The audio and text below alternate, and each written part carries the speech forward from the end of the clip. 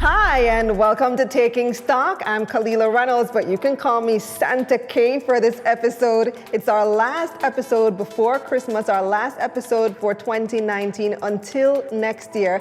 And I have a ton of giveaways for you in this particular show. In order to win, you have to be watching the premiere on YouTube at youtube.com/Kalila Ray, KALILAH REY, and you leave your comment in the comment section on the premiere on YouTube. That's the only way to win. So if you're watching this anytime other than 7 p.m. on Monday, December 16, you're too late. The money done gone. And so these here are gift certificates for investment accounts at various brokerage firms. Our sponsors have been kind enough to give us over $50,000 in money. So Merry Christmas, ho, ho, ho.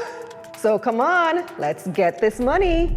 First up, Sygnus Credit Investments is seeking to raise $35 million from the market by March. CEO of Sygnus Capital, Berisford Gray, joins me on the couch. And later, the analysts recap the year that was, which companies stood out, and what are they looking at for 2020. It's our year in review. But first, here's What's Hot, brought to you by Jamaica Money Market Brokers, your best interest at heart. International credit ratings agency Moody's is the latest to upgrade Jamaica's credit ratings. The government's long-term issuer and senior unsecured ratings have been bumped up to B2 with a stable outlook. Moody's says the upgrade reflects the Jamaican government's steady track record of better fiscal policy management. The agency says it's also a result of Jamaica's lower borrowing requirements, longer average maturity of the debt stock, and lower cost of debt. Meanwhile, over in Barbados, ratings agency Standard & Poor's has lifted the island out of selected default SD status. Barbados, which started an IMF program earlier this year, has been bumped up 6 notches. The long and short-term foreign currency ratings are now listed at B- and B. S&P says this balances the administration's strong mandate to implement broad reforms, even with the political and economic challenges. As the Jamaican government approaches budget season, a debate has emerged from the opposition ranks about whether there should be more tax cuts, particularly a slash in GCT rates. Opposition leader Dr. Peter Phillips has proposed a 2 percentage point cut in the rate of the broad-based general consumption tax, currently at 16.5% on most items. But opposition Senator Dr. Andre Houghton rebuffed the suggestion, saying it's not worth it. After coming under much pressure from the party, Houghton later walked back the comments, which he claimed were misinterpreted by the media. He also says his party's policy stipulates that he consult with the executive on such matters before commenting publicly. The new budget is expected to be tabled in February. JPS has commissioned its highly anticipated hybrid energy storage system, HESS. It's said to be the first of its kind in the Caribbean and one of the largest battery flywheel hybrids to be installed in the world this year. JPS President and CEO Emmanuel Da Rosa says the $27 million investment will be a game changer for the renewable energy market. He says it will help to improve the reliability of power supply to customers. The system will store up to 25 megawatts of electricity, which will help to prevent blackouts. The development comes ahead of the anticipated sale of the government's shares in JPS on the stock market next year.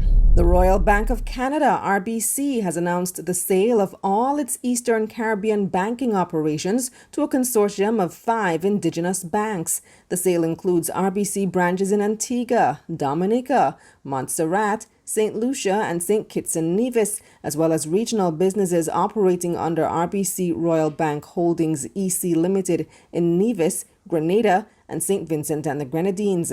The financial terms of the transaction have not been revealed. The transaction is expected to be finalized in the coming months. What's Hot was brought to you by Jamaica Money Market Brokers, your best interest at heart.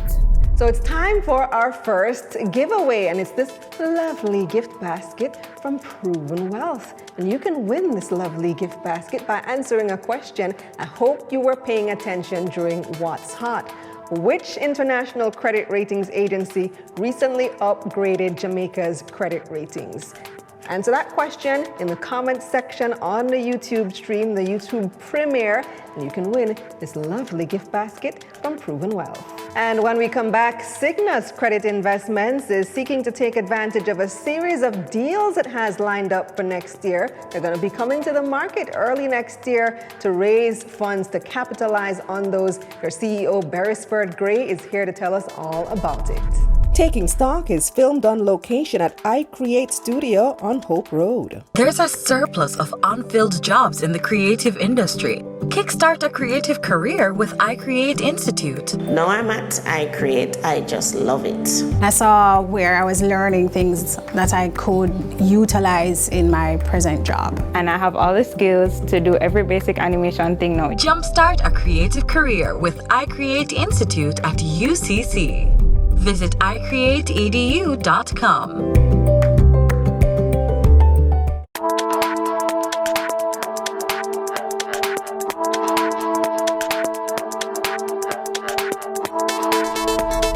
This segment of Taking Stock is brought to you by Bulwark Insurance Agent. Insurance made easy.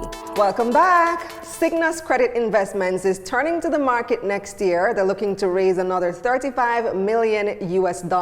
I'm joined now by CEO of Sygnus Capital, Berisford Gray. Welcome to Taking Stock. Merry Christmas. Thank you very much, and Merry Christmas to you. All the best for the season. Well, before we get into the raise for next year, let's talk a little bit about this company. You guys are the new kid on the block, fairly speaking, in the financial industry, and you're the upstart new kid. I think you came and you've disrupted, and that's a big buzzword these days, a disruptor. Tell me about the concept of Sygnus. We actually started in 2017. And thank you for the kind words. Indeed, we consider ourselves innovators and disruptors. We started the firm primarily to focus on creating access to finance and funding by medium-sized firms, as we believe that there was a shortage in terms of accessibility for these particular firms who are on a growth path. So our first initiative was to create what we call an alternative investment company, Sygnus Credit Investment, which focus on providing private credit, which is basically flexible capital in the form of debt to medium-sized firms across the region. That reception by the market was tremendous, and it has allowed Sygnus Credit Investment to grow significantly. As what we call a private credit platform, Sygnus Credit Investment has evolved into the largest private credit investment company, certainly in Jamaica, and I would say one of the largest in the region. I didn't realize you were the largest in Jamaica. Having just started less than 2 years ago. That's quite an accomplishment. So it really demonstrates the demand for the service, and now everybody wants to be jumping into private equity, those who were ignoring the space before. But your first full year, 2018, the results weren't the best, but it's year one for a company. No, I think actually the first year was pretty good actually. 2018, the first full year of operation, if I remember, we made approximately $500,000 in profit, which for a new company that was significant. And we also— That's US dollars? US dollars. The company accounts is in US dollars. Right. We also paid out dividends. But that ended up being an issue for the company. You suffered some losses because of foreign exchange. Oh, yeah. During the year, we suffered some. Oh, okay. You're speaking to the preceding quarter. Okay. Our first quarter after our first year, I would say going into our second year after listing, we suffered a small loss, mostly because of FX depreciation. As you remember, last year, the dollar, I think at one point depreciated by probably 12% within a month, and that impacted us. But most of that was translation losses. because we report in US dollar, but we have J dollar asset. So did this recent depreciation affect you in a similar manner that happened in October, November? It affected us as if you look at our accounts, you'd see that we suffer some amount of depreciation losses due to the upswing, well, so I would say the depreciation in Jamaican dollars, but it wasn't significant because by then the company would have more than double revenue, more than double the asset in terms of investment. So that basically eliminate all of that impact. But as a business though, right, from our point of view, our core job is to invest in private companies and in particularly medium-sized firms. Our goal is not really to speculate on movement in the dollar one way or another, but to manage that risk. So we have particular strategy that manages FX risk. So in the long run, we focus on really create solutions in terms of credit, and like credit risk, we manage FX risk and other risk. But why operate in US dollars when you have a market that can be very volatile? Sygnus Credit Investment is a regional business. So our goal is to have what we call regional diversification. So we invest in, right now we are invested in 5 countries across the region, and we are invested across sectors. So we are invested in about 8 sectors and probably about 19 companies. So we want to give investors diversification across geography and sector. So as a result, we have a significant amount of US dollar investments on our books versus J dollar. So in the long run, our investors are making solid investments because ultimately our portfolio have greater volume of US dollar investment than J dollar investment. As Jamaica is our home market, we do have to take investment position in J dollar because some of our clients, these very, I would say, healthy and very successful medium-sized firms, they do generate J dollar revenue, servicing their clients in J dollar. So we are committed to servicing them. How do you choose which companies you do want to invest in? What's your strategy there? Do you look at industry? How do you make those decisions? Because everybody wants funding. Lots of people haven't been able to get it for many years now. Yeah, very, very good question. We have a very robust process where we start by assessing the client needs and looking at their ability to actually, let me say, use word loosely, borrow. And then we look at their growth trajectory. We look at what they want to use the funding for.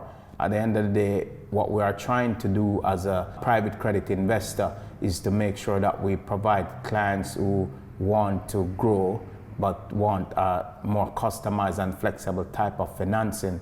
As a consequence, once we assess their need and can create a financing instrument that is aligned with what the client wants, then we will take it forward and make an investment decision. And you've been very good at picking because so far you have 0 defaults. Yes, yes.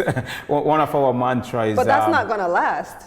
We don't expect it to last, and as a consequence, from a strategic point of view, everything that we do, we try to institutionalize it. So for example, as I spoke before about managing FX risk, it's just a part of doing business. Credit risk is a part of doing business as well. And as a consequence, we have a very robust policy and process around that. So our goal is to ensure that our non-performing loans, our investments, are effectively below 5%. So we are anticipating that as the business... What's the industry standard? Industry standard is about 5%, generally speaking. Most banks at the moment are running in the region of 2.5% because the credit market in Jamaica is very robust. But in the long term, 5% is where you'd have most investors in credit. Outside Jamaica, what's your biggest investment market? Outside Jamaica, our biggest investment market at the moment is Cayman.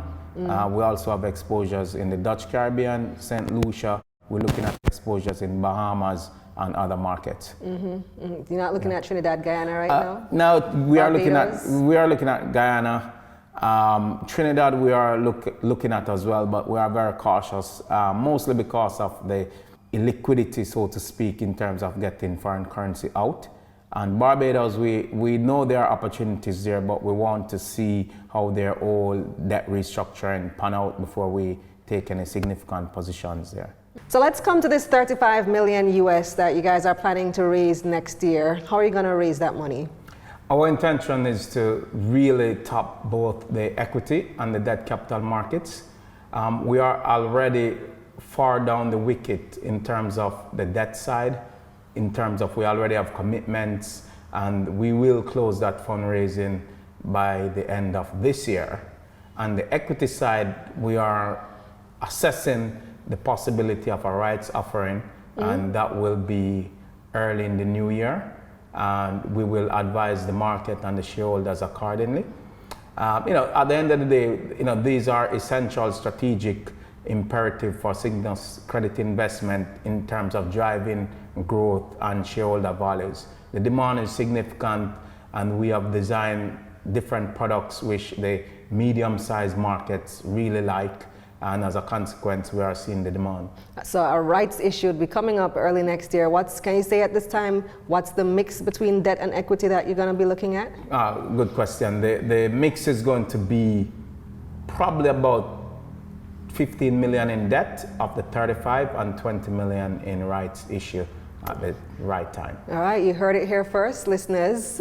Sygnus coming to the market with a 20 million US dollar rights issue early next year, somewhere along those lines, am I right? Yes, you're correct. Okay, good. And as for the funds that you said, you already have quite a few projects for which these funds are earmarked. Tell me a little bit about that. We are seeing demand in the energy space, so we have a few energy projects that we are looking at. Renewable energy? One renewable, and others are the normal type of energy in terms of distribution and storage. We're also looking at opportunity in the transportation sector, which is a very strong entity. And we're also looking at a manufacturing opportunity and something in the hospitality sector. So we have quite a robust demand right across the Caribbean. So the funds are already earmarked? They're already earmarked. We feel very optimistic about next year for Sygnus Credit Investment. We believe that next year will be another great year for shareholders as we continue to drive shareholders' value and manage downside risk. Good dividend paying company too. Yes, just to comment on the dividend, after roughly 2.5 years in operation, last fiscal, which ended in June, we paid over 1.5 million US in dividend for that fiscal period, which is significant. If you look at a company which is less than 3 years old, paying out in 1 year 1.5 million US dollars in dividend to shareholders, that's way more than a lot of other entities. But again, our strategy as a firm is to create value for shareholders and manage downside risk. As a consequence, we pay out, or we target in the long run to pay out up to 85% of our profits to shareholders. That's what we like to hear. Yeah. That's what the investors like to hear for sure. So rights issue coming up. Before I let you go, Berisford, it's our Christmas edition. So I'm gonna let you do our second giveaway. And this one is courtesy Bulwark Insurance Agent. It's a $10,000 gift certificate to Sagicor Sigma Global Funds from our sponsor Bulwark Insurance Agent. And you can use this to purchase units in the Sigma Global Funds account, or you can apply it to your existing account if you already have one. So Beris, I'll let you do the honors and ask our viewers a question. Which company is the largest listed private credit company in Jamaica? That's an easy question. If you're paying attention, you ought to know the answer. So leave your answer in the comment. First person with the right answer wins $10,000. Thanks for joining us, Berisford. All the best next year. Thank you very much, Kalila. Okay, we take a break. When we come back, I've got your market recap, and the analysts are standing by. This segment of Taking Stock was brought to you by Bulwark Insurance Agency. Insurance made easy. Time now for your market recap. 88 stocks traded across both the main and junior markets of the JSE for the week ending Friday, December 13, 2019. 32 advanced, 42 declined, and 14 traded firm. Nearly 191 million shares changed hands, totaling $1.6 billion. Mailpac traded the most, taking up nearly 39% of market volume in its second week of trading. However, the stock lost 17 cents last week to close at $2.14. Wigton Wind Farm traded the second most, with people buying and selling nearly 47 million shares in the company.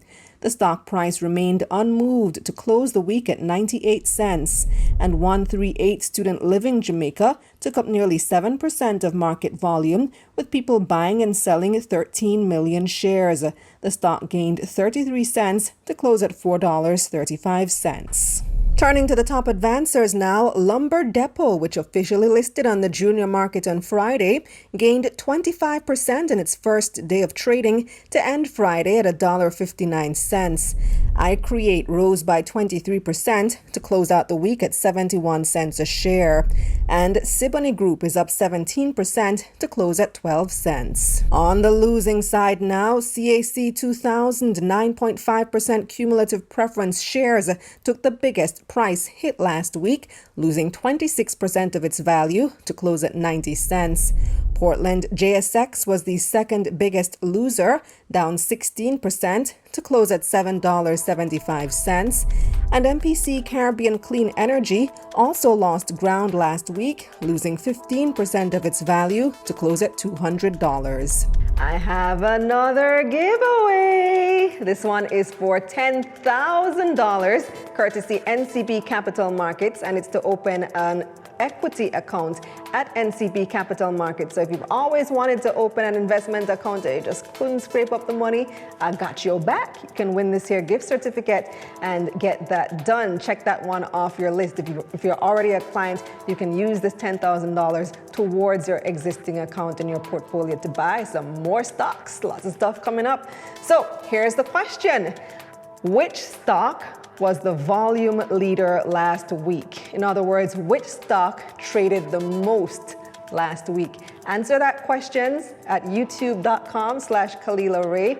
You can win yourself $10,000 towards an equity account at NCB Capital Markets.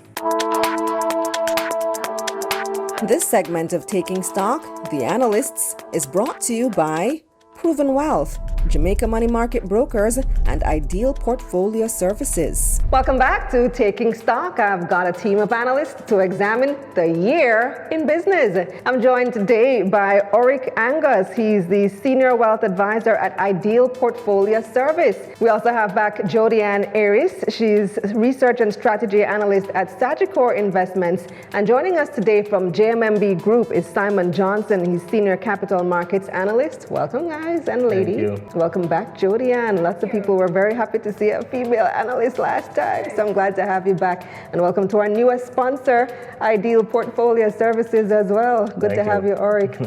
Of course, not to leave you out there, Simon. All right, so we have a whole year to analyze this week. Let's start with you, Oric. What was the most significant market movement for you in 2019? I'd say Wigton. The Wigton IPO was really big. Per se. I think that it captured a lot of demand in terms of new players coming into the market. A lot of individuals who weren't aware of the stock market at that point would be aware, you know. It was very cheap and affordable. A lot of people were interested in buying. You could have invested up to a minimum, I think, $2,000 at that point. 1,000 was the minimum. 1,000, I stand corrected. And within that short space of time, so until listed to today, the stock is at 97 cents today it closed, and it went as high as $1.15. So that's like 115% from April return in around mid-October when it traded at that price. I think that was big, and the IPO also opened a platform for many Jamaicans to understand how the market works, because we're used to the traditional savings culture, and I think something like that was a good platform. The way it was marketed, it was marketed in such a way that it attracts a lot of players into the market. Yeah, we're talking about 30,000 investors, 12,000 new investors just entering this thing for the very first time. So I don't think there are any Jamaicans out there now that can say that they have never heard of the stock market. Yeah. locally and overseas. It was great for raising Right. awareness. It definitely was. I think Trans Jamaica is probably going to have a And similar type right, of impact. I think so too, and I've been saying that for the past couple of weeks. I think it will be gathering the same level of traction. So, Jody-Ann, what stood out for you? Well, I agree with Ulrich on Wigton. I wouldn't necessarily have it as my top for this year. I think my top for this year was really the diversification that we saw on the market, considering that creative industries have struggled over the years to raise capital, and to have 2 companies from that industry listing on the market this year, for me, was good. You had the lab and iCreate. Right. Yeah. As well as in terms of diversification, we saw statutory select funds coming with not just Class B shares, but also Class C shares, bringing to the market listed equity funds that are tracking indices, which meant that the Jamaica Stock Exchange had to then create 2 new indices. So those for me were big in terms of adding sophistication and diversification to the markets, new products, innovation that really matches what we're seeing playing out on the international stage. It really has been an innovative product Yeah. and a welcome addition to the market, I'd say. Simon, 2019 year in review, what stood out? 2019 has been a very active year. I would add to what Eric said, Wigton, and focus more on the amount of capital that has been raised.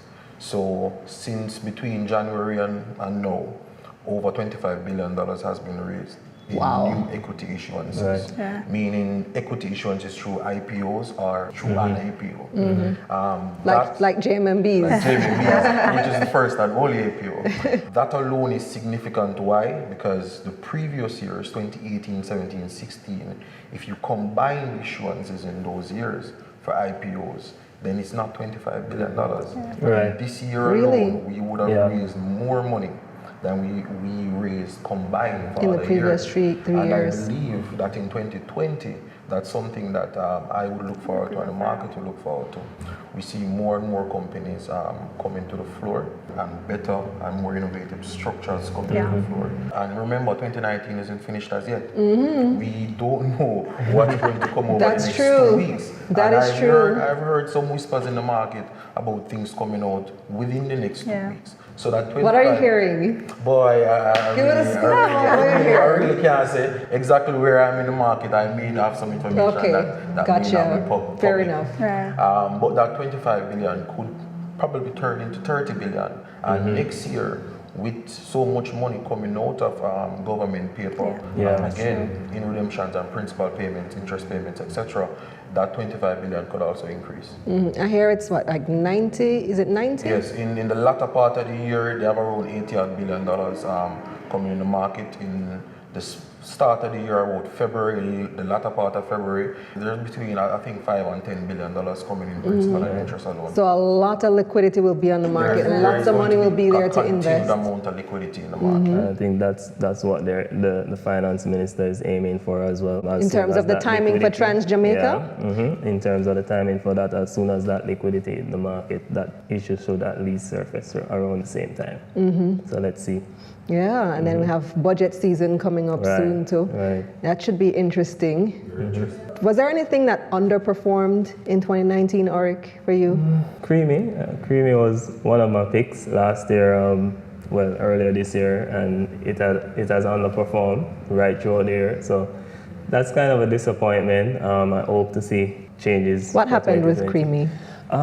The operating costs and admin expenses are still high. They're unable to control those costs at the moment, and they just finished. Well, in 2018, they completed their expansion, so those costs and profits and revenues haven't started to materialize as yet. So I'll give it some more time. Let's see. Hopefully, 2020 is better. Any disappointments, Jody? Not really. I think probably Seprod, that's at the end of the year, probably didn't end where I thought it would, but it's understandable because they had to do the restructuring related to the sugar arm. And so it's now at a P that's a bit high. The outlook is positive for them based on what it is that caused them to be where they are right now. From what I've been hearing, 2020 is looking pretty good for Seprod. Do you agree with that? Yes. Yeah. Seprod is a secret weapon. A secret weapon? I think it is. Next year is going to be big. The realignment that they've been doing, and they kind of restructured to have the 3 distinct arms and not so much doing competitive, so they're not necessarily producing the ingredients as well as producing the products. So they kind of have let go of certain arms that weren't performing well. So it's good for 2020. So I wouldn't necessarily say sell if you have it, but it's a little bit difficult to purchase it now at this valuation. That is that. So for people who have been seeing the declines in the share price and looking at that this year, especially in the latter part of this year, don't just get disheartened just yet. I would say still hold on to it. Yeah. Are looking a lot more positive for 2020 for Seprod. Definitely.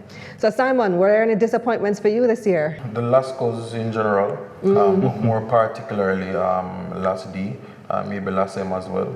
I would have expected at least some form of organic growth over the year. There hasn't been necessarily as much growth as I would expect out of that. And another stock that I think people have probably forgotten is T-Tech. For 2019, I was looking on T-Tech to diversify over the amount of clients that it has. GK is a very large client, and that didn't really materialize. So what do you have your eye on for 2020? The new year is approaching. What are you excited about, Oric? I'm excited about Indies and Indies Panjam. Pharma. Why? And Panjam. Yeah. Indies remind me of LASCO back in the days. The product streams is very wide, it's very diverse, and in my opinion, none of those individual product lines are not heavily dependent on one. That's a good thing. In terms of Panjam, I think buying into Panjam right now is buying a piece of Jamaica. You get that diversity, so you get the finance, agriculture, tourism, there's real estate as well, which is a big part of their holdings. And Jamaica is doing well on a whole, so if you want to buy a piece of Jamaica, buy a piece of Panjam. And I'm looking at those two for next year, so I'm very bullish on those. For next year, I'm expecting another positive year. I think year to date for this year, the main index is about 32%, and I expect that next year should be a good year as well. Thinking of equities in terms of, just as Oric had mentioned earlier, the new interest that came into the market this year, and we're expecting to reap the benefits of that and expect to see much more in terms of trading volumes and activity on the market. Wigton for me is probably one of those that I'll be looking and definitely watching to do much more in 2020. And Simon? All right, for 2020, I'm waiting Trans Jamaica. I was waiting for somebody to say Trans Jamaica. I'm waiting for Trans Jamaica. I think it will create a unique opportunity for Jamaicans to almost literally buy a piece of Jamaica or participate in a piece of Jamaica. Yeah. I think, as Oric had said before, generally speaking, I like to look at the economic perspective.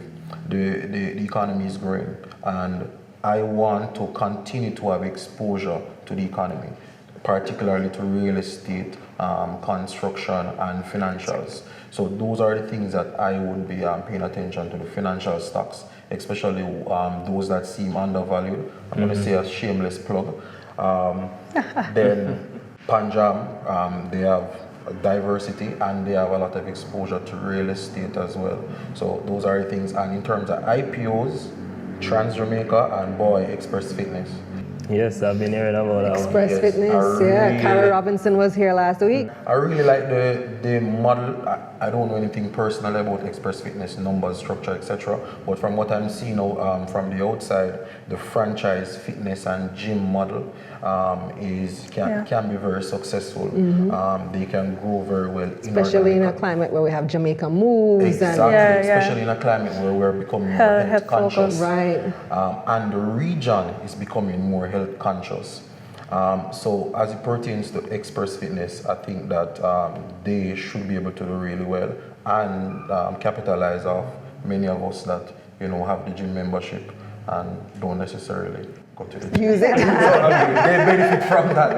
They benefit from that as well. But I have a lot more thoughts on that one. As analysts, you guys also look at the macroeconomy and developments in the economy and how those impact the market. So have you guys been following the whole GCT debate that's been going on lately? The PNP has proposed a 2 percentage point slash in GCT rates. Do you think that's something that ought to be done, that there's room for that in the market right now? I don't know who wants to take that one. I don't like when policy is thrown about. Where did this 2% come from? So I'm not saying that a reduction in GCT doesn't necessarily help the most vulnerable in the country. But let's look at our long-term objectives as a country. We've been doing really well fiscally and economically. and let's make decisions within that context. So if we can afford as a country to reduce the GCT, then let's find a palatable figure. It may be 2%, it may be 1.5%, it may be 0.5%, and it can be done. But let's not throw about numbers. I mean, Dr. Hartnett did make his comments on it. I agree with his comments. I agree with Dr. King's perspective that we should have a broader discussion around the topic. Let's not throw about that. That's how we used to make decisions 10 years ago. Let's not do that. Yeah. Okay. Well, before we go, we have some more giveaways. And let's start with you, Orik. So we have a gift certificate here for $10,000 for Ideal Portfolio Services. And this is to open up an investment account with Ideal or towards an existing account if you already have one. Orik, you want to give us a question? What was the listing price for the Mailpack IPO? Okay, so it's an easy enough question. Answer in the comments on the premiere, on the live stream on YouTube, and you can win $10,000. And we have another gift certificate here from JMMB, and I'm going to let Simon give this one away. This is for, similarly, an investment account or a unit trust account at JMMB. This one is for $15,000. So, Simon, what's your question? Mine is IPO related as well. What was the third stock to be listed on the Jamaica Stock Exchange this year, 2019? I know the answer, me, Miss. All right, thanks so much for joining me, guys. You're welcome. All the best for Christmas, the holidays, and the new year. Thank you. Happy New Year. We take a break. We'll be back with more right here on Taking Stock. Taking Stock, the Analysts, was brought to you by Proven Wealth, Jamaica Money Market Brokers, and Ideal Portfolio Services. Well, that's our show for 2019. Thank you guys so much for watching and for making Taking Stock a success in our first 8 episodes. We've been so pleased and so blessed to witness growth in the show. 2020 is going to be bigger and better. We're going to be coming back with a brand new set, so a whole new look. I'm very excited about that. And we'll still be taping here at iCreate Studios, but we have a brand new look, a refreshed package for 2020. Make sure you subscribe to this channel, youtube.com/Kalila Ray, and follow my other features on social media, Money Mondays JA, Money Moves JA, and What's in It for Me. And between now and the end of the year as well, I'm gonna be doing some more giveaways on Money Mondays JA. So I got some more money to spend, to share, some more money to share with you. All the best. So that's me, Santa K, for 2019. I'm Kalila Reynolds. See you next year.